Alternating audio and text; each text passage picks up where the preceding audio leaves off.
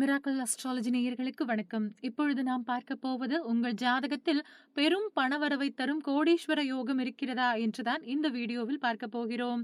நிறைய யோக அமைப்புகள் உள்ளதால் அதில் ஒன்றைத்தான் இப்பொழுது பார்க்க போகிறோம். எனவே இது மட்டுமே யோகம் இல்லை, இதுவும் ஒரு செல்வம் தரக்கூடிய யோக அமைப்பு ஆகும். கடகராசியை அல்லது கடக லக்னத்தை உதாரணமாக கொண்டு பார்க்கலாம். இப்பொழுது நாம் பணம் பற்றி மட்டுமே பேசுவதால் மற்ற சாதக பாதக விஷயங்களை பற்றி பேசப் போவதில்லை. இந்த யோக அமைப்பு இல்லாதவர்கள் கூட சகல ஐஸ்வர்யத்தை பெற என்ன செய்ய வேண்டும் என்று நாம் இந்த வீடியோவில் சொல்லிவிடலாம். முதல் முறையாக நமது சேனலை பார்க்கின்றவர்கள் சப்ஸ்கிரைப் செய்துவிட்டு தொடர்ந்து பாருங்கள். சரராசியான கடகம் பஞ்சபூதங்களில் நீர் ராசி. சரராசியான இதற்கு சந்திரன் தான் அதிபதி. அரசியல் தலைவர்கள், அதிகாரிகள், பிரபலங்கள் பலர் பிறந்தது கடகம் என்று சொல்லலாம். மற்ற கிரகங்களை வெறும் கண்ணால் பார்க்க முடியாது, ஆனால் நிலாவை பார்க்க முடியும். அந்த சந்திரன் தான் கடகத்திற்கு அதிபதி. இவர்களுக்கு பணம் தரக்கூடிய 2ஆம் இடம் சந்திரனுக்கு நட்பாக இருக்கக்கூடிய சூரியன். இன்னொரு நட்பு வீடான செவ்வாயின் மேஷத்தில் தான் உச்சமாவார். கடகம் என்பது சந்திரனின் ஆட்சி வீடு. கடகத்தில் தான் பாக்யாதிபதி தனகாரகன் குரு உச்சமாவார். கடகத்தின் லாப அதிபதியான சுக்கிரன் பாக்யஸ்தானத்தில் தான் உச்சம் பெறுகிறார். சூரியன் மற்றும் குரு சுக்கிரன் இணைந்து இருந்தாலோ அல்லது இந்த நான்கில், அதாவது சந்திரன், சூரியன், குரு, சுக்கிரன் ஆகியவற்றில் ஏதேனும் 2 கிரகங்கள் இணைந்து ஆட்சி அல்லது உச்ச வீட்டில் இருக்க வேண்டும்.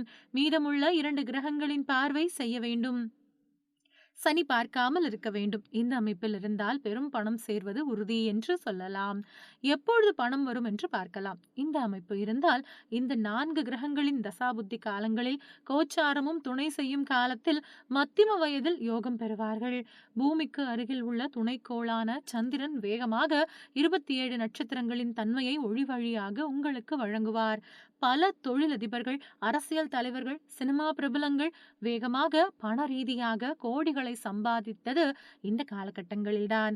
நம் ஜாதகத்தில் இந்த யோக அமைப்பு இல்லை, ஆனால் நல்ல பலன்கள் கிடைக்க என்ன செய்ய வேண்டும் என்று இப்பொழுது பார்க்கலாம். 24 அல்லது 48 திங்கட்கிழமையில் வெற்றிலை பாக்கு, எலுமிச்சை பழம், மாதுளை பழம் வைத்து அம்மனை வழிபாடு செய்து பிறகு பிரசாதமாக மாதுளம் பழத்தையும் வெற்றிலை பாக்கையும் சாப்பிட வேண்டும். எலுமிச்சை பழத்தை 2ஆக நறுக்கி 2 பக்கமும் குங்குமம் தடவி வீட்டின் தலைவாசல் என்று சொல்லக்கூடிய நிலைவாசலில் வைக்கலாம். இப்படி செய்தாலும் சகல ஐஸ்வர்யங்களும் கிடைக்கும்.